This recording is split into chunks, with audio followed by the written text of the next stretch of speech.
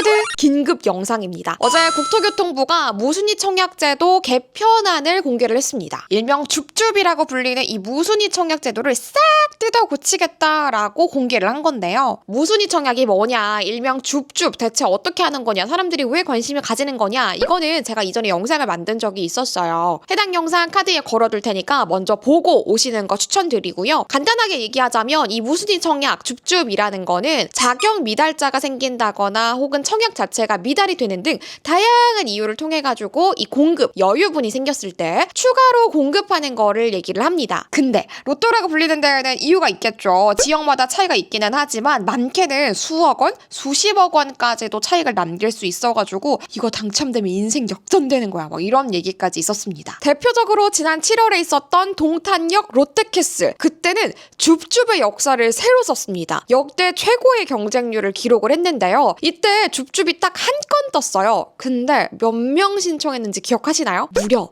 294만 명이 이 무순위 청약을 신청을 했었습니다. 294만 대 1의 경쟁률이었던 거예요. 당첨된 사람은 운이 얼마나 좋은 거예요? 만약 이때 당첨이 됐다 그러면 약 10억 원 정도의 차익을 거둘 수가 있었습니다. 특히 기존의 무순위 청약 같은 경우에는 청약 통장이 없어도 신청을 할 수가 있었어요. 그야말로 대한민국의 성인이다? 그러면 누구나 신청을 할 수가 있었던 거예요. 그래서 평소에 내 집 마련이라든지 뭐 부동산 시장이라든지 이런 거에 아예 관심이 없는 사람들도 줍줍 떴대, 이거 당첨되면 대박이래, 이런 소식이 탁 돌면은 앞도 뒤도 따지지 않고 무조건 신청하는 풍경들이 아주 쉽게 펼쳐졌습니다. 그런데 이제는 제도가 바뀌죠. 달라집니다. 가장 크게 달라지는 것, 무주택자로 한정합니다. 예를 들어서 지난 7월에 있었던 동탄역 롯데캐슬 같은 경우에는 이 신청했던 사람 중에서 1000명 정도를 무작위로 뽑아가지고 조사를 해봤더니 무려 이 중에서 40% 정도가 유주택자였대요. 그러니까 집이 원래 있는 사람이 투자라든지 다양한 목적을 위해서 신청을 했다라는 거죠. 그런데 집에 있는 사람이 또 당첨된다? 이거는 사회적으로 크게 봤을 때는 빈익빈 부익부가 심화될 수 있는 요인 중에 하나일 수 있는 거잖아요. 집이 없는 사람은 계속 없는 거야. 계속 힘들어지는 거야. 사실 21년도 5월까지만 해도 이 무순위 청약 줍줍은 무주택자로 이 신청 조건이 한정이 돼 있었습니다. 그런데 그 후로 23년도에는 그냥 아무나 신청하세요, 일단 신청만 하세요 라고 분위기를 좀 유하게 만들어줬던 겁니다. 그런데 이제는 다양한 요인 때문에 다시 무주택자로 신청 조건을 한정하겠습니다 라고 발표를 한 겁니다. 두 번째, 거주 지역 요건이 달라집니다. 거주 지역 요건을 지자체별로 각각 판단을 해서 운영할 수 있도록 해준 건데요. 지역 단위는 광역지자체, 광역권, 전국권 이렇게 3개로 분류를 했고요. 시세 차익이나 분양 경쟁이 큰 지역 같은 경우에는 지자체장의 재량에 따라서 해당 특정 지역에 거주하는 수요자만 청약을 할 수 있도록 이렇게 한정 지을 수 있다고 합니다. 예를 들어서 시세 차익이나 분양 경쟁이 큰 서울이나 수도권 같은 경우에는 지자체장이 우리 지역에 살고 있던 분들만 신청할 수 있어요, 이렇게 조건을 부여할 수 있고, 그렇지 않은 지역에서는 누구든 오세요,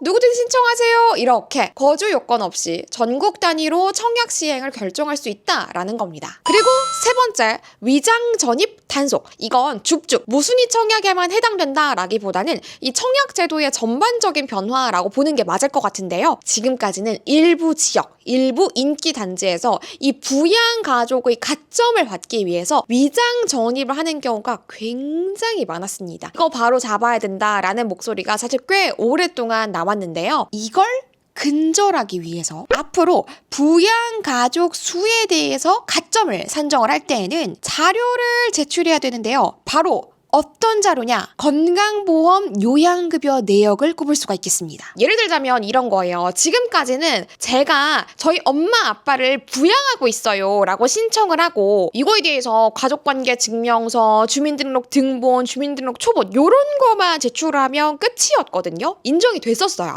주민등록 등본 이상 없고 주민등록 초본 이상 없고 통과 이런 식이었단 말이죠. 그런데 실제로는 같이 살지 않으면서 실제로 부양을 하지 않으면서 서류상으로만 올려놓는 경우가 너무 많다 보니까 실제로 그 지역에서 병원을 다녔는지 실제로 그 지역의 약국을 이용을 했는지 이걸 건강보험 요양급여 내역을 통해 가지고 이 지역 주변에서 이 지역 기반으로 결제를 했는지 요것까지 확인하겠다라는 겁니다. 직계 존소 그러니까 엄마, 아빠, 할머니, 할아버지 등 이 위에 분들은 3년간의 내역을 확인한다고 하고요. 30세 이상의 직계 비속 같은 경우에는 1년간의 기록을 확인한다라고 합니다. 발표된 변화, 항목 자체는 이렇게 크게 3가지지만 그 후폭풍은 정말 어마어마할 것 같은데요. 빠르면 올해 상반기 내로 바로 실행한다고 합니다. 청약제도에 대해서 관심 많으셨던 분들은 해당 내용 꼭 숙지를 해두셔야 될 것 같고요. 혹시 또 달라지는 게 있으면 바로바로 영상 만들어가지고 공유 드리도록 하겠습니다. 그럼 오늘도 제 영상 봐주셔서 너무너무 감사드리고요. 우리는 다음 영상에서